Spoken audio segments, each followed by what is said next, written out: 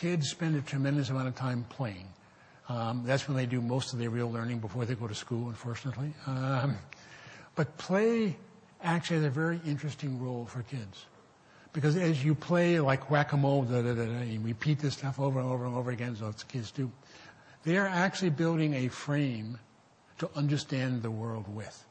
They come to frame the world through play. And then after they have built their frame, then they go to school and fill up the frame. So the construction of the frame comes to a large extent from play. But if we go back to the very beginning with this exponential infrastructure and these little tiny S-curves all happening faster and faster, guess what? We also ourselves have to find ways to reframe. What's the role of play in our own lives that help us drive that reframing? And once we do it, are we willing to do it the next year and the next year and next year?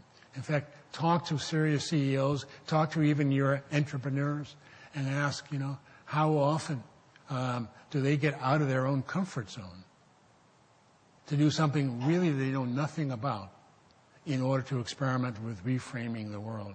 And I can tell you some beautiful stories about just how powerful that is. But the point is that if we look at knowing, making, and playing, there is a common thread here, and that is deep tinkering. And I want to argue that one of the essences of the entrepreneurial learner is the willingness to constantly tinker. And if you're willing to constantly tinker, you're not afraid of change, because you don't expect things to work. And when things don't work, that's just an opportunity to goof around some more one way or another to try to figure out how to make it work.